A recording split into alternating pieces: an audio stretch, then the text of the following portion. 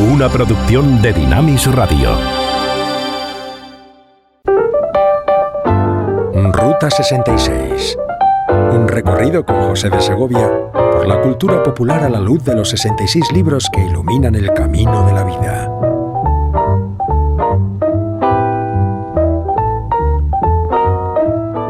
Todos nos enfrentamos en la vida a realidades que nos confrontan con oposición y hostilidad.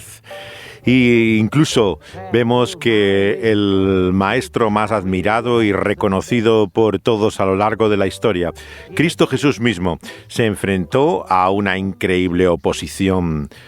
Esto nos da luz en este nuestro camino y viaje por la vida a la luz del buen libro y el relato de la buena noticia según Marcos.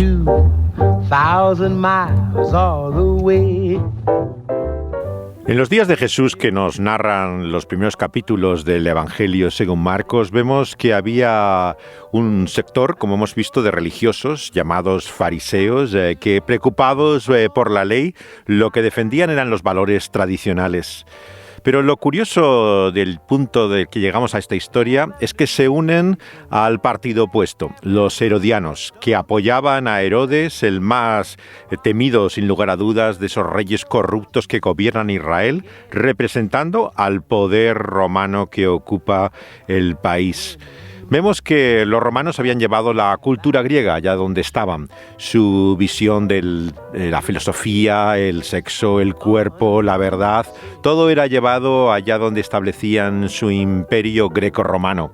Y sociedades como la judía se sentían de esa forma asaltadas por ellos, por valores que consideraban inmorales, si eran cosmopolitas, pero sin embargo paganos. Y había movimientos de resistencia, como eran los fariseos, pero también vemos que enfrentados a ellos estaban los herodianos, que eran los que se acomodaban con el tiempo.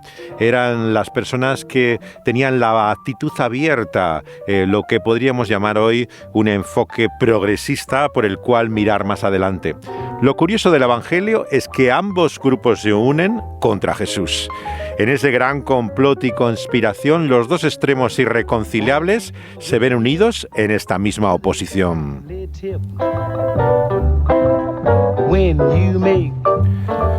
Hay un elemento ahí, sin lugar a duda, oscuro, siniestro, esa realidad invisible de ese poder satánico que es también el que actúa en contra de Jesús y su misión en este mundo. Ese diablo del que canta también aquí el propio rey del rock, Elvis Presley, el diablo disfrazado. You look like an angel. Walk like an angel, talk like an angel, but I got wise. You're the devil in disguise, oh yes you are, devil in disguise. You fool me with your kisses, you cheated and you schemed. Heaven knows how you lied to me. You're not the way you seem. You look like an angel. Walk like an angel. Pareces un ángel, hablas como un ángel, caminas como un ángel, pero ya me he dado cuenta que eres el diablo disfrazado.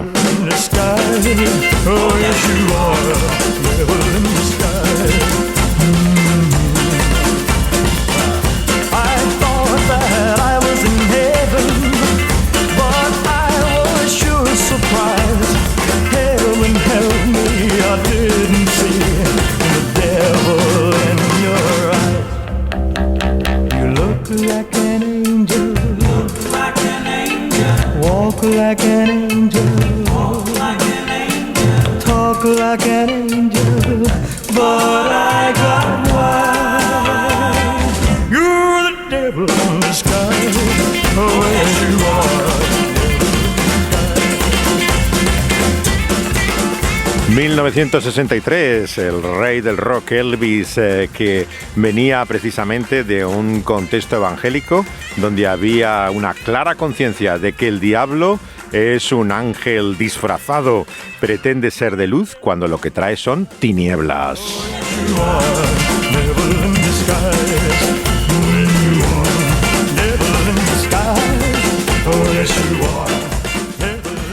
There's a country gospel song called Satan's Jeweled Crown. Y del rey al boss, este es Bruce Springsteen y este clásico del gospel country.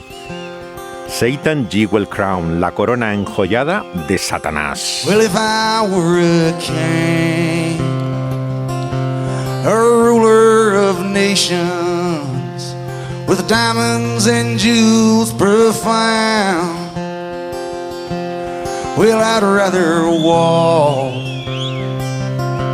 the road to salvation than to know that I'd wear Satan's jeweled crown. Satan's jeweled crown. I worn it so long. Then you for my soul reached down. Your love set me free. You made me your own. And you helped me cast off. Satan Jeweled Crown será una canción de los Louvin Brothers del año 59 que aquí interpreta Bruce Springsteen en un concierto en Berlín en el año 1993. Los hermanos Louvin fueron conocidos por este disco Satanás es real, en el cual cantaban clásicos de su entorno bautista de la América profunda, en lo que era ya la cultura contemporánea, y resurgen su historia y sus contradicciones con fascinación en esta última época, también para Springsteen, y esta canción en la cual demuestra cómo puede uno pasar del poder de las tinieblas a la fuerza de la luz por la realidad de ese Dios que está ahí.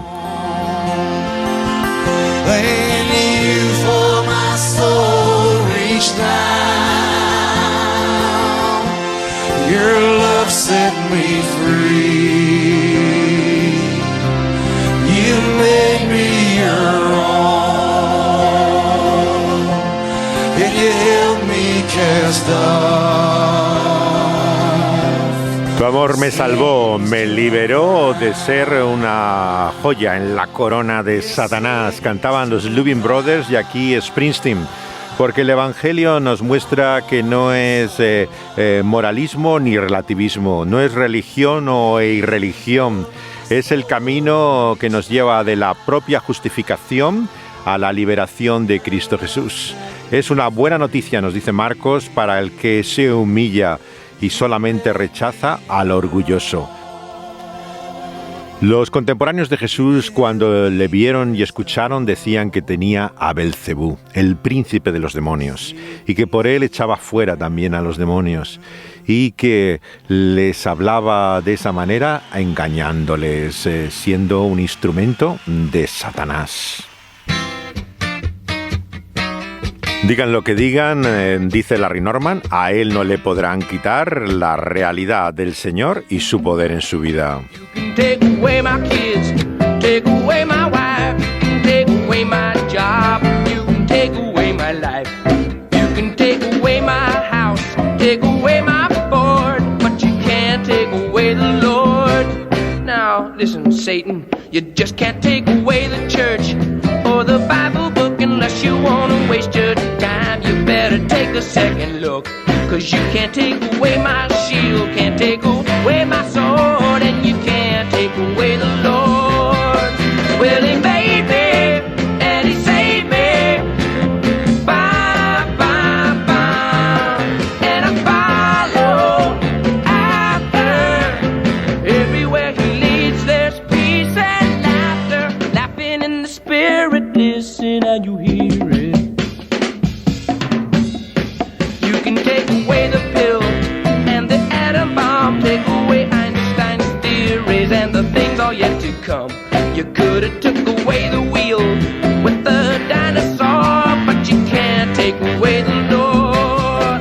Así comenzaba su mítico álbum del año 69, Larry Norman, Sobre esta roca, con esta canción que le dirige a Satanás. No me podrás quitar al Señor. Él me ha salvado y me ha dado la vida.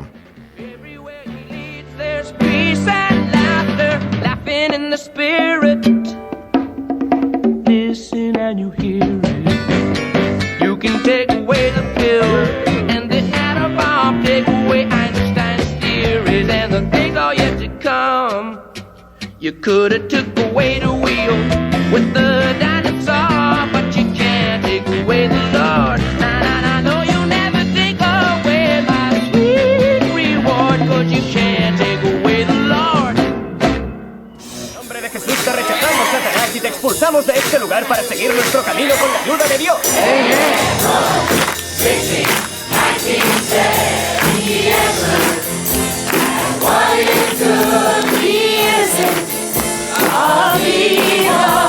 And the God of peace will soon crush Satan. His rod will crush him underneath your feet. And the God of peace will soon crush Satan. His rod will crush him underneath your feet. Romans 16:19 Romans 16:19 Quieren que viajes a Nueva York para elegir un jurado, ¿eh? Es la oportunidad de mi vida. ¿Por qué noto la influencia de Mary Ann en esta locura? Mamá, estoy harto de que me montes estrellitas. Estoy trabajando en domingo. ¿Trabajando? Mamá, no te pases. Mamá, escúchame, estoy enamorado. Vale, quiero a mi mujer. Y a ti también. Te diré algo de Nueva York. Ya me lo imagino. Cayó la gran Babilonia. Se ha convertido en morada de demonios. Apocalipsis 18. Te conviene recordarlo. No podría olvidarlo aunque quisiera. ¿En serio? ¿Qué pasó en Babilonia, eh? Ciudad poderosa que en una hora ha llegado tu juicio.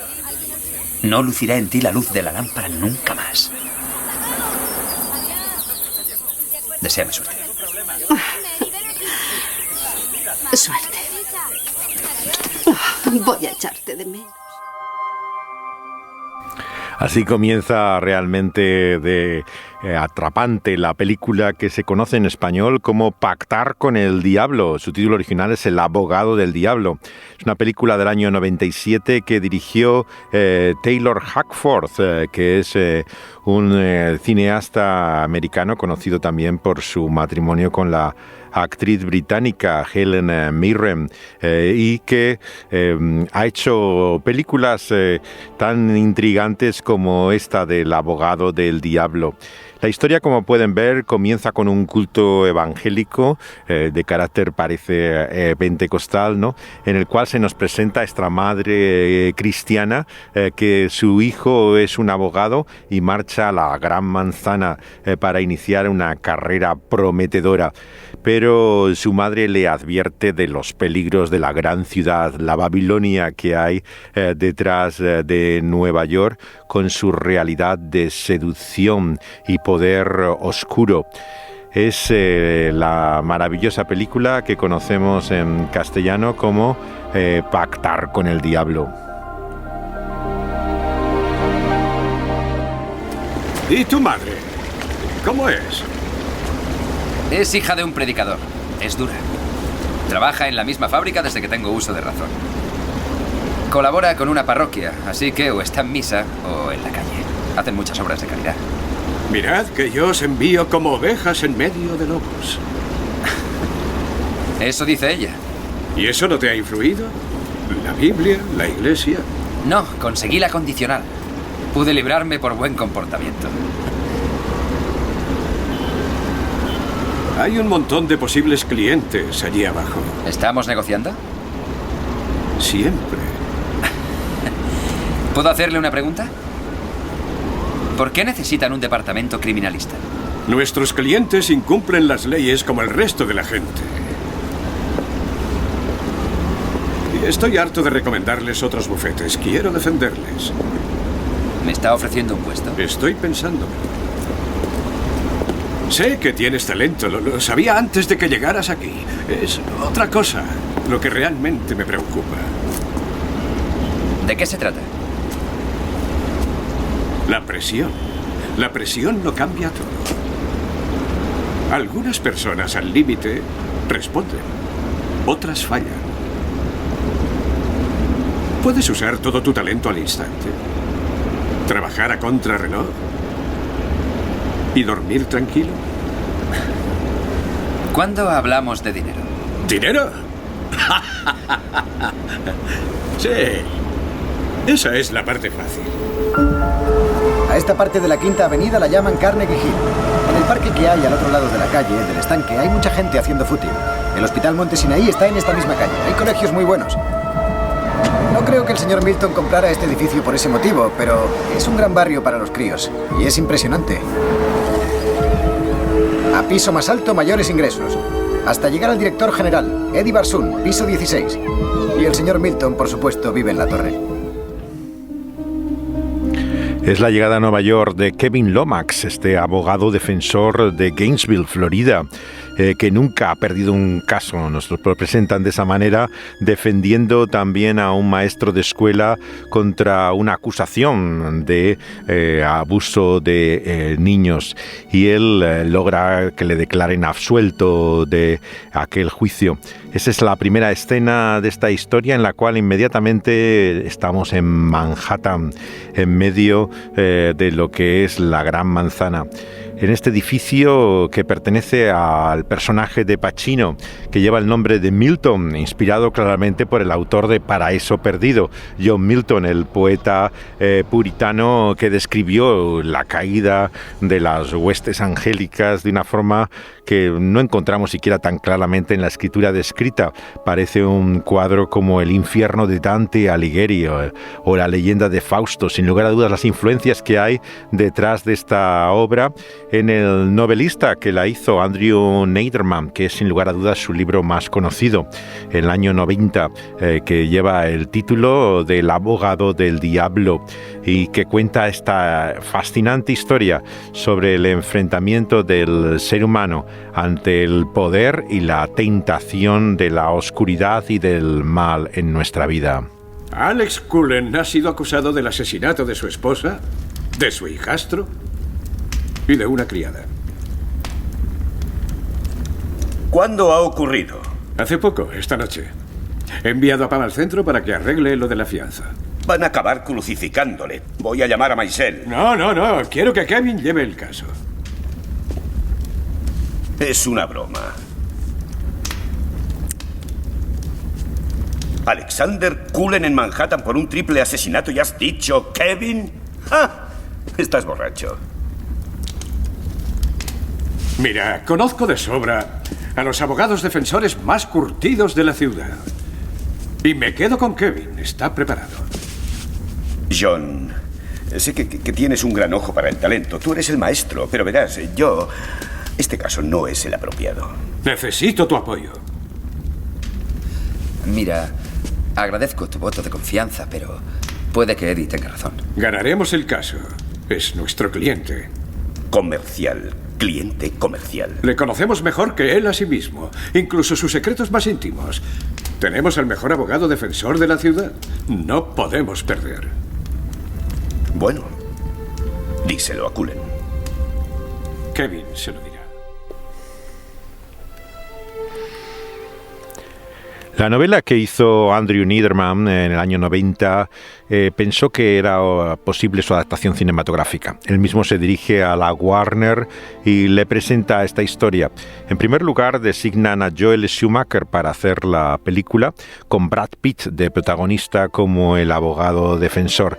Llegó a hacerse incluso una secuencia planificada de lo que era en el metro de Nueva York, el personaje de Pitt, y que iba a seguir un poco el esquema como los círculos del infierno descendientes en espiral de la Divina Comedia de Dante, pero no había ningún actor que jugara el papel diabólico de Pacino en la primera versión.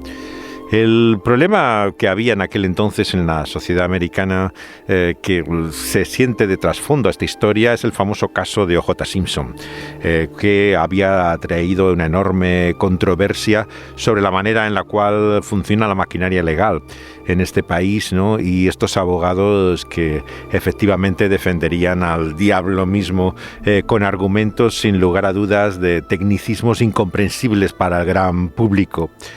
La historia es fascinante, pero va más allá de lo que es el sistema del derecho y lo que es los vicios, digamos, de esta forma de poder encontrar salida legal para cualquier problema. Te muestra una dimensión trascendental. Al Pacino hace un personaje verdaderamente diabólico que nos lleva a la esfera que nos presenta el Evangelio, de la sutilidad. Tal que, como vemos en este capítulo del Evangelio según Marcos, muchos consideran que lo que Jesús hace es ni más ni menos que por artes oscuras. La acusación que hay también en este capítulo 3 de Marcos es que lo que hace son las obras del maligno mismo.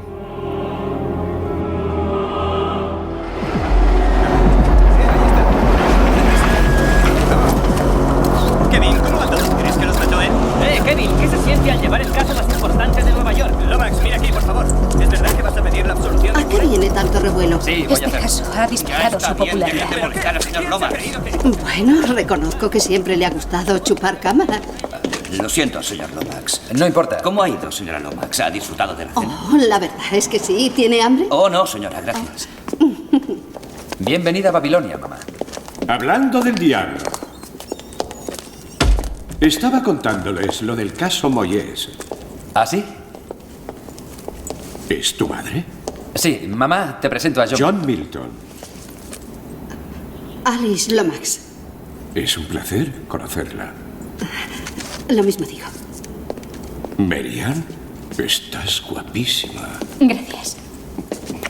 Te presento a... Creo que ya conoces a Cristabella. Sí, creo que sí. Y a Giselle. Hola, Acaba de llegar de igualmente. París. Bien. Encantado. Vosotros al tercero y nosotros más arriba. Gracias por el champán. Oh, no hay de qué, Kevin. No es su primer viaje a Nueva York, ¿verdad, señora Lomax? Sí.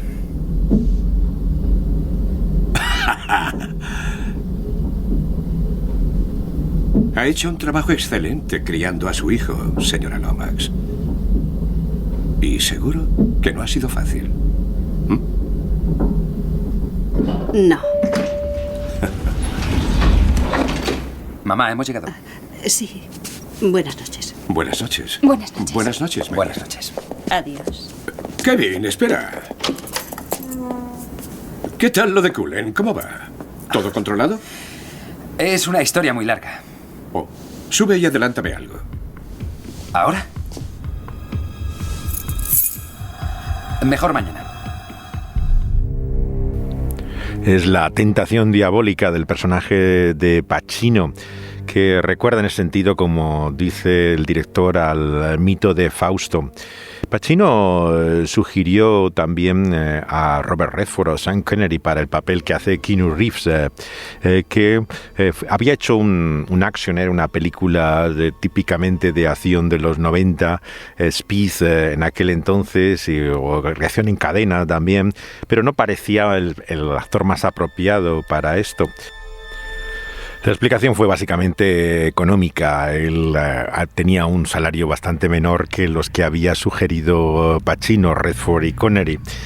El personaje que prepara a Pacino lo hace, como siempre, como actor del método, con gran cuidado y atención. Él dice que le influyó mucho el clásico del año 41, la película El Diablo y Daniel Webster, que realmente tiene mucha importancia siempre en estas historias sobre el diablo, y también aseguró que había leído El infierno de Dante y El paraíso perdido. La actriz que representa la tentación es la danesa Connie Nielsen, que se había dado a conocer con Gladiator a gran público, pero luego estuvo haciendo también para bastantes programas de televisión. Curiosamente tiene una educación mormona, ella, y es una políglota increíble, habla prácticamente muchísimos idiomas aparte del español y representa en este papel claramente lo que significa la tentación encarnada misma. La historia se rodó en Nueva York mismo y nos lleva inmediatamente a los grandes temas bíblicos. El cuadro, por un lado, del Edén, de la tentación de Génesis 3, ¿no?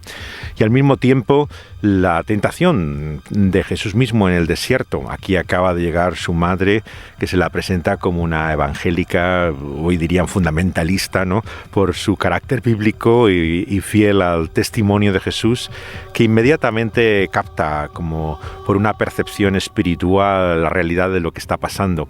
No es un personaje caricaturesco como muchas veces se presenta a los cristianos en el cine, sino que la madre en este segundo encuentro que vemos percibe todo sin apenas palabras, entiende perfectamente lo que está pasando y actúa con mucha prudencia y sin lugar a dudas diligencia. Sabes perfectamente de qué estoy hablando. Eso es absurdo. Sí, claro. Me voy a la cama. Hasta mañana, Alice. Buenas noches. Mamá, ¿qué haces? Me voy a casa, Kevin. ¿Qué? ¿Se puede saber qué te pasa? Pues que no me siento bien. ¿Qué? Acabas de llegar.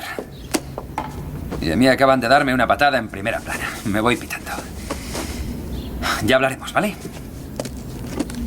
¿Vale? Tengo que irme, Kevin. Necesito ir a mi iglesia. Mamá, esto es Nueva York. Debe haber 20.000 iglesias. Elige una. Espero que te portes mejor con Mary Ann. Ella no está bien. Este lugar no le conviene en absoluto, Kevin. Pues quédate. Cuida de ella y deja de preocuparte.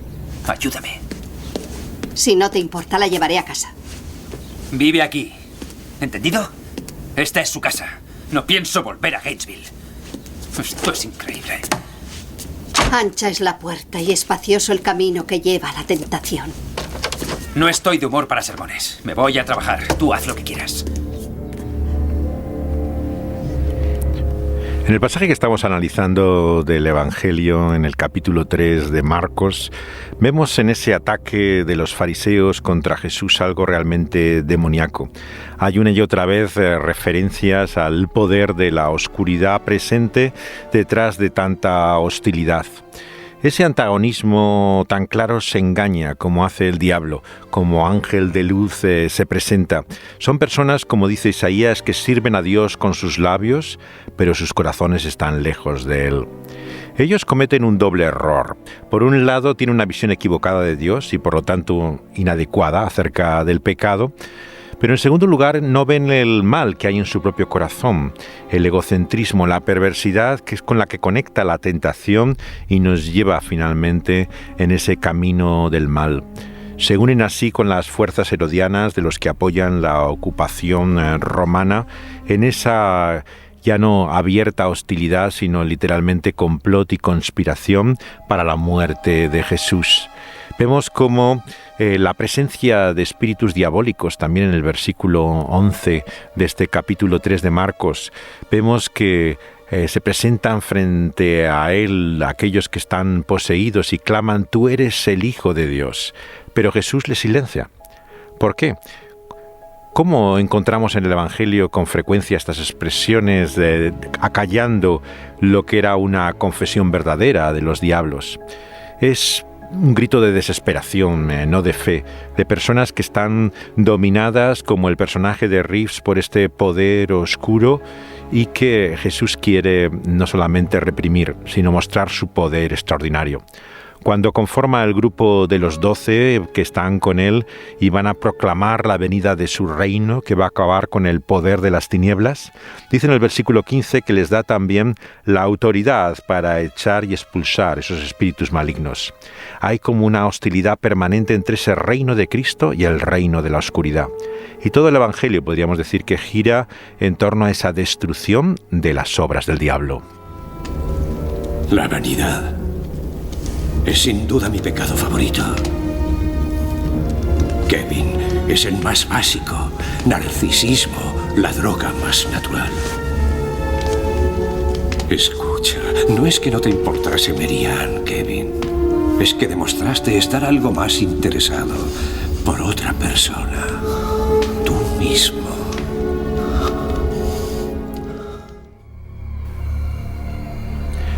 Lo que nos lleva también a pensar sobre la conocida expresión que está en este texto del Evangelio de la blasfemia contra el Espíritu Santo. ¿Qué significa eso? ¿Es algo que podamos haber cometido y que haga que nuestro mal sea imperdonable? ¿Qué es, según la Biblia, la blasfemia contra el Espíritu Santo? Solamente hay 2 pasajes que hablan de esto. En Mateo capítulo 12 y aquí en Marcos capítulo 3 versículos 20 al 30. Son paralelos, o sea, dicen exactamente lo mismo. Hay otros pasajes, claro, que hablan, pero no de lo mismo. Estos pasajes se refieren, por un lado, al caso de Judas Iscariote. Se ha hablado mucho también del texto de la apostasía de Hebreos en relación con él en 2 pasajes, así como también el llamado pecado de muerte en Primera de Juan, capítulo 5. Lo que aquí Jesús nos dice es que la blasfemia contra el Espíritu Santo está relacionada no con lo que se dice, con las palabras, con la lengua, sino con el corazón de la persona. Tal y como vemos en esta escena, lo que está en lucha es en el interior mismo del personaje que hace Reeves. La blasfemia contra el Espíritu es fundamentalmente un pecado del corazón, que se manifiesta en lo que se dice, pero que tiene su raíz más profunda. La esencia es distorsionar las cosas hasta tal punto, como hemos visto, de atribuir a Satanás lo que es una obra de Dios, o sea, lo que es del Espíritu Santo. La blasfemia contra el Espíritu, por lo tanto, no es un pecado de ignorancia, es un pecado que comete la persona que ha tenido el privilegio de conocer esa verdad y de conocer a Cristo, pero lo rechaza. Es el rechazo de Jesús, del Evangelio, no de una forma parcial o temporal, sino de una forma total, definitiva. Es el rechazo definitivo del testimonio del Espíritu Santo acerca de Jesús como el Señor y Salvador. Es posible que haya alguna relación entre esta blasfemia y la apostasía, que sea una forma de blasfemar contra el Espíritu, pero es un error decir que la blasfemia contra el Espíritu y la apostasía son lo mismo. Es importante notar que fue Jesús el que ve todo lo que hay en la mente, en el corazón de cada persona, y el que nos advierte sobre ese mal. La buena noticia es que es imposible para el verdadero creyente cometer esa blasfemia. La preocupación de personas que en su mente enferma creen que han cometido ese pecado imperdonable es precisamente un indicio de que no lo han cometido. Nadie que comete ese pecado es consciente de ello y por lo tanto nadie puede estar preocupado o atormentado habiendo hecho semejante mal. Va unido perfectamente a ese rechazo consciente, pero también desconocimiento de la gravedad de ese mal, por el cual le atribuimos a la luz lo que es el poder de las tinieblas. ¿Qué quieres de mí? Quiero que seas tú mismo. Escúchame bien, hijo. La culpabilidad es un pesado saco de piedras. Tienes que librarte de él lo antes posible. Sé cómo te sientes. Yo también sufrí. Abrázame. Abrázame. Tienes que relajarte. Sí. No puedo hacerlo. ¿Por qué tienes que cargar con ese maldito saco de piedras? ¿Por Dios? ¿Porque sí? Por Dios. Está bien. Te daré información de primera mano acerca de Dios. A Dios le gusta observar. Es un bromista. Piénsalo. Dota al hombre de instintos. Os da esta extraordinaria virtud. ¿Y qué hace luego? Los utiliza para pasárselo en grande, para reírse de vosotros, al ver cómo quebrantáis las reglas. Él dispone las reglas y el tablero, y es un auténtico tramposo. Mira, pero no toques. Toca, pero no pruebes.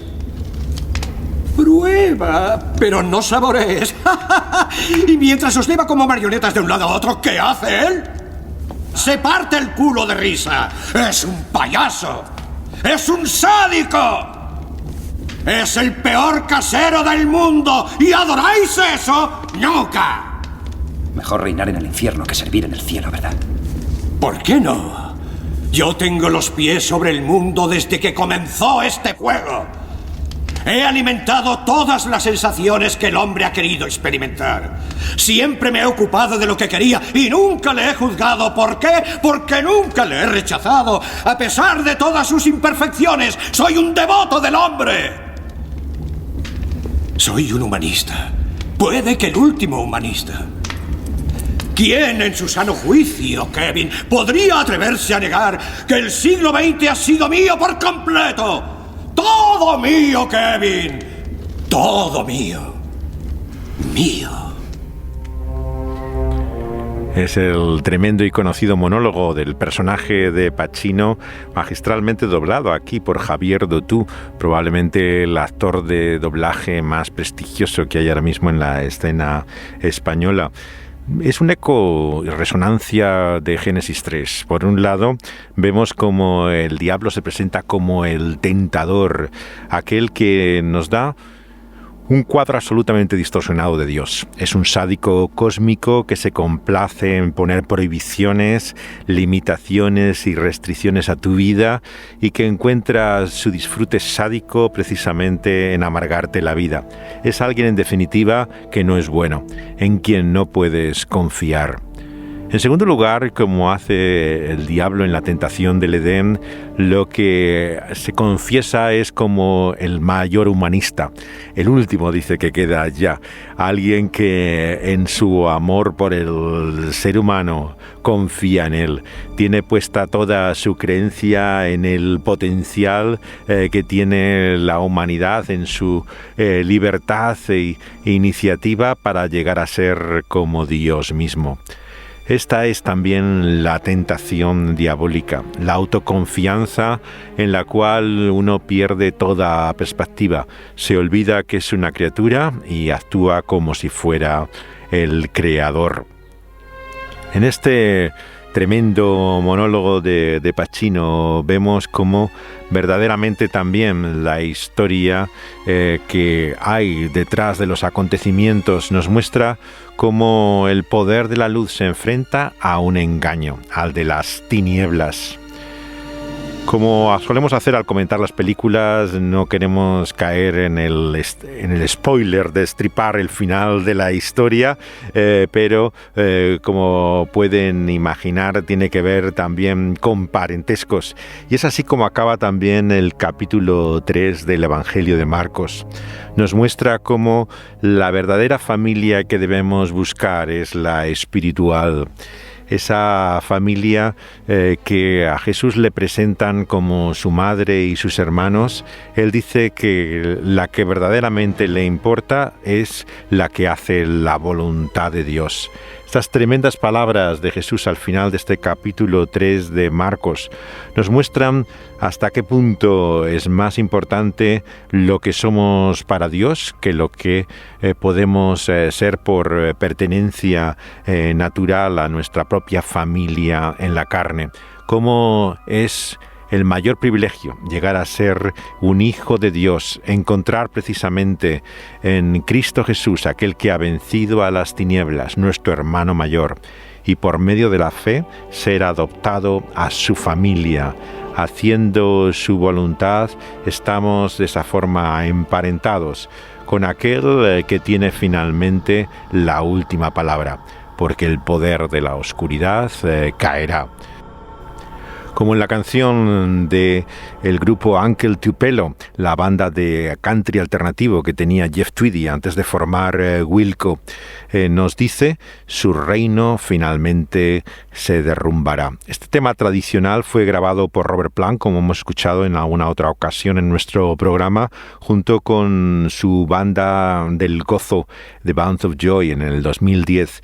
Pero vemos que también ha sido versionado por otros muchos artistas, y esta es también la versión de Tweedy con su grupo antes de Wilco. Jesús ve a las víctimas de Satanás como posesión del hombre fuerte.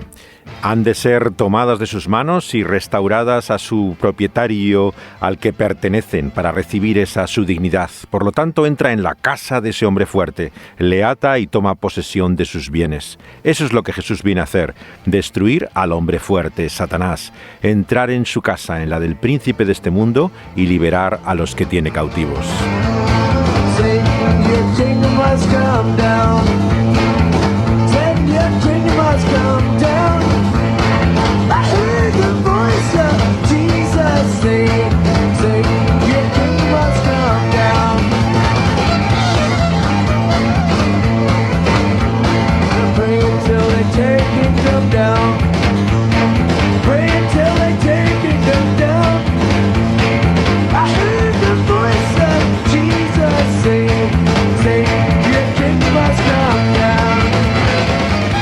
Satanás, tu reino ha de venirse abajo, cantan Uncle Tupelo.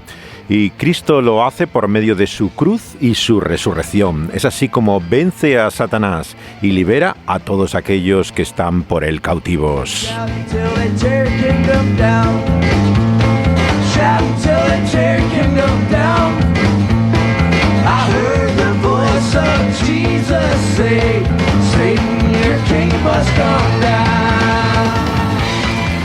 Es la permanente hostilidad que hay entre el reino de Cristo y el de la oscuridad. Y es así como Jesús explica su ministerio. Es la destrucción de las obras del diablo. Y todavía luchamos no con carne ni sangre, dice Pablo a los Efesios, sino con poderes de oscuridad.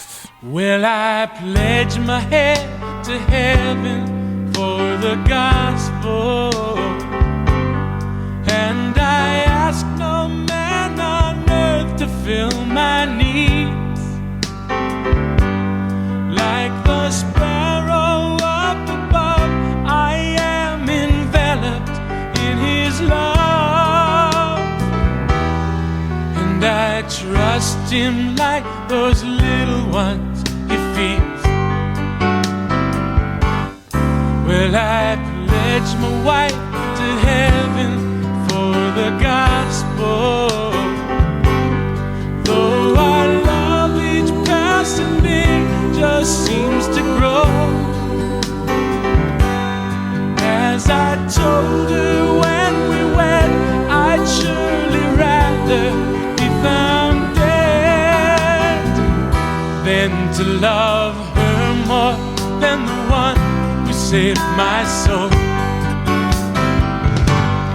I'm your child, and I wanna be in your family forever. I'm your child, and I'm gonna follow you no matter whatever the cost. Well, I'm gonna count all things lost. Well, I pledge my son to heaven. Voy a dirigirme al cielo, se llama esta canción de Keith Green, y que está acompañado ni más ni menos que con la armónica de Bob Dylan.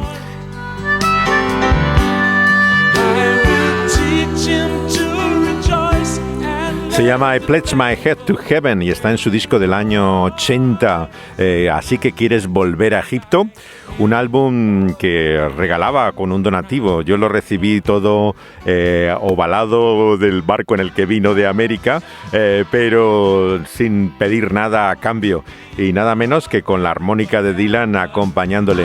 Él fallecería en un accidente de avioneta poco después, pero dejó grandes canciones como esta.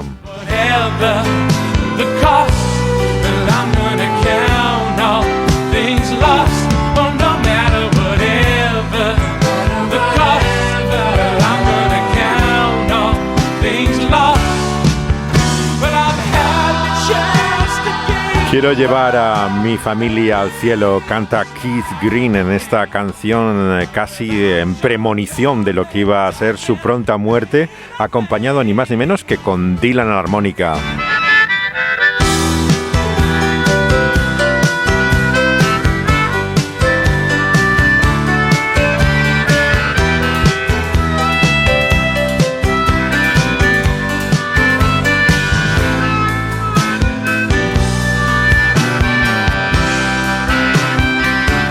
Oh,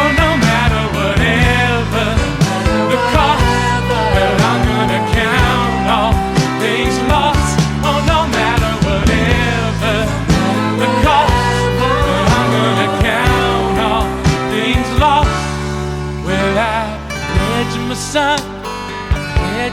Cuando a Jesús le dicen que están su madre y sus hermanos esperándole, Él dice que quiénes son sino aquellos que hacen la voluntad de Dios. Es la prioridad de la familia espiritual sobre la meramente natural.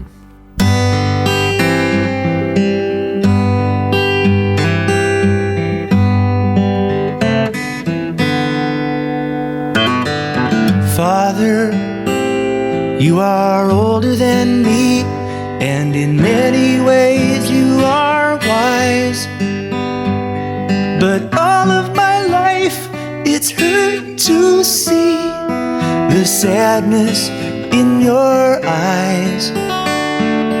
And I know that your life has been hard, and you struggle to do your best. Now I want you to share the love I've found and give your poor heart a rest. Y este es el deseo también de Randy Stonehill en su carta a su familia, publicada en uno de sus primeros álbumes después de su conversión con Larry Norman, el año 81. Es el disco que se llama Entre la Gloria y la Llama, y en él desea a su familia que encuentre la fe que él acaba de descubrir. Secret prayer, and he's waiting there. Dear mother, I could never forget your laughter and your worried tears, and all of the loving things you did to help me through those painful years. And I know when you've given your heart that life has often been unkind, but turning away you just might miss the love you've waited years to find. And he'll draw close to you. Oh, if you'd only ask him to. Let him wash away the bitterness and fear. You'll see he's here. Randy Stonehill con Tom Howard acompañándole a las cuerdas, vocales, teclados y toda la banda de Daniel Amos, que de Terry Scott Taylor, que entonces estaba también grabando con Larry Norman en ese pequeño sello en el que estaba en el año 81. Dear brother, I remember the days when I tagged along to play, and all of the childish, angry things we never really meant to say. And I know that those boys have grown up and will never play those games again. And that's why I hope you'll understand and listen to me as a friend. And he'll draw close to you if you'd only ask him to. Let him have the chance to show what love can do. It's there for you. It's there for you. It's there for you.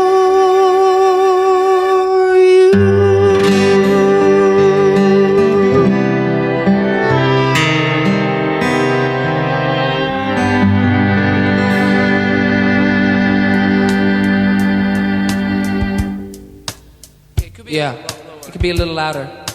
No, louder, louder. Mama.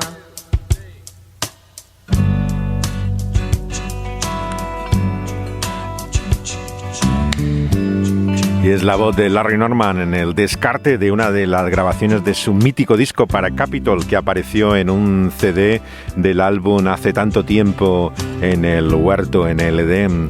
Es una versión de un tema que hemos escuchado en otra ocasión en su versión oficial, que dice: si Dios es mi padre y vosotros sois mis hermanos, ¿no deberíamos amarnos? Es Larry Norman. God is my father, and you are my brother. Then why can't we bother to really reach out and love one another? Why do we keep on acting the way we do? The way we treat each other, it must break his heart in two. Once we were happy, oh yes, once in the garden. And then a lie broke the stillness, and our hearts began to harden. And hoping to be wiser than has reached too far. Sometimes I think that we've advanced, but then I look at where we are, and oh, I cry.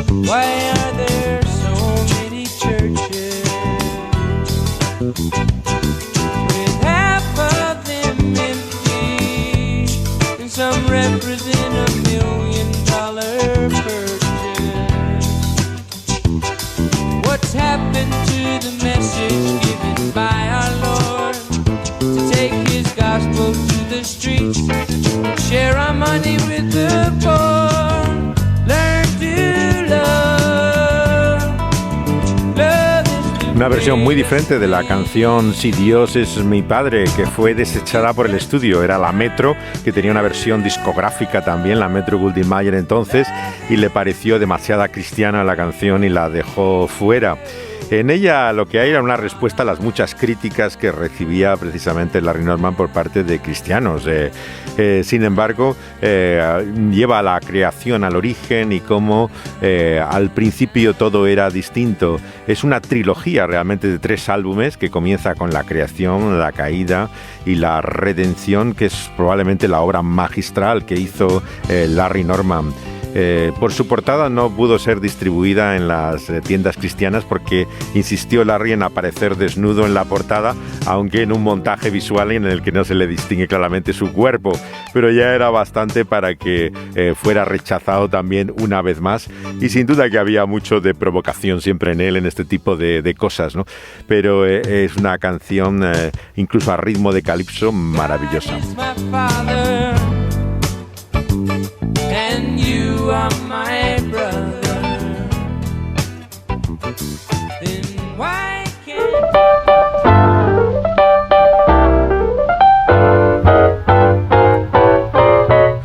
Es la hostilidad que Jesús recibe siempre también en su ministerio, y sus seguidores han de esperar también, y que, como hemos visto, tiene un componente oscuro, siniestro. Hay alguien interesado en que exista siempre ese conflicto.